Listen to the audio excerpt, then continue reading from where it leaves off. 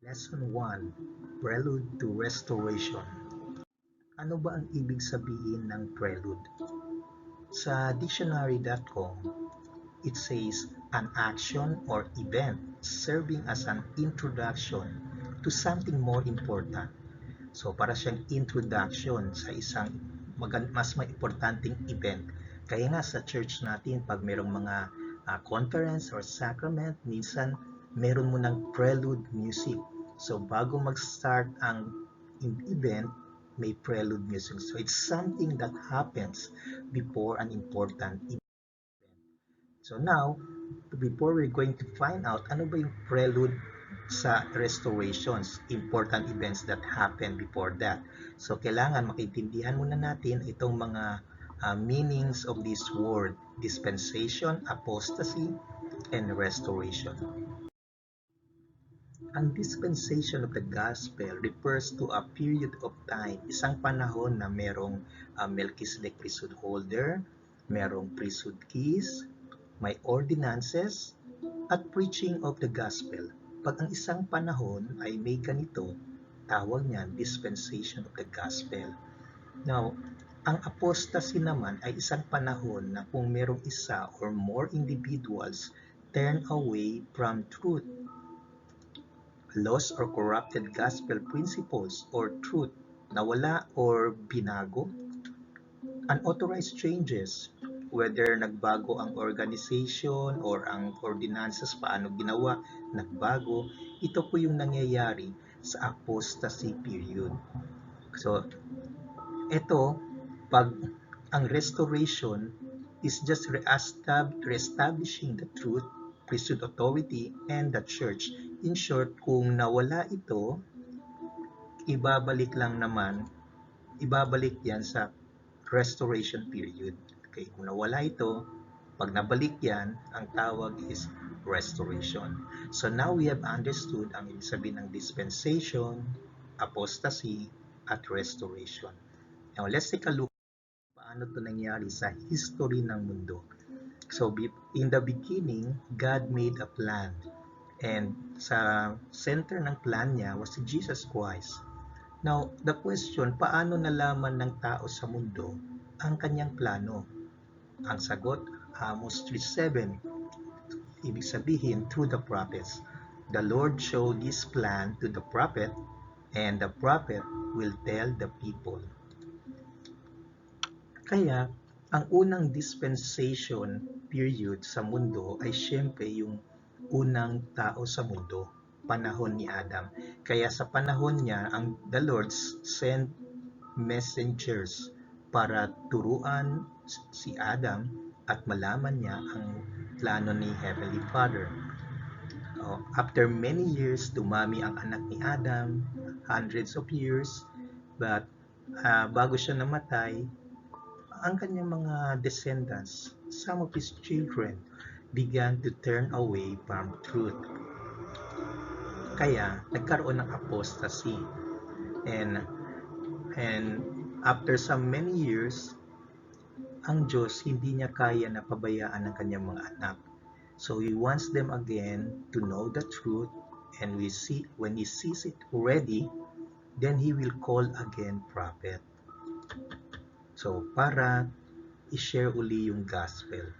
So, ang tinawag niya na ngayon na prophet for the next dispensation ay panahon ni Enoch. So, dahil nandiyan na si Enoch at nabalik na naman ulit yung mga priesthood keys, so meron na namang restoration. Then, years later, people will again turn away from truth. So, magkakaroon na naman ng apostasy. And years after, when the Lord sees His fit, because He always loves His children, magpapadala naman siya ng prophet so that they will know the truth. So, ang next naman na dispensation ay kay Noah. And so, the cycle happens. There's restoration, tapos at the end of the dispensation, apostasy na naman. Tapos, tatawag naman ulit ng prophet. The next dispensation ay time ni Abraham. And so, the cycle happens repeatedly. Next, Moses. Next dispensation, Jesus and the apostles. Tapos, apostasy na naman. So, as you can see, 1, 2, 3, 4, 5. The sixth one is called Great Apostasy. Malawakan apostasy na ito. And time came that the Lord sees fit to restore again His church. He called Joseph Smith to restore the truth again on earth. Pero itong dispensation nito sa time ni Joseph Smith, it is also called the final dispensation. Ito na yung dispensation in the fullness of times. Ibig sabihin, parang papunta na talaga sa katapusan. Kaya final na siya na dispensation. Okay? So now we have seen the cycle of dispensations, apostasy, and restoration. So, why is this important to know? So, if you are serving a mission or you are sharing this to an investigator or your friend, makikita nila na there has been a cycle that happened. So as you're going to share this cycle to Noah, Abraham, Moses, Jesus, kahit hindi mo pa sabihin kay Joseph Smith, magigess na nila na after great apostasy, may restoration na naman. So they might ask that.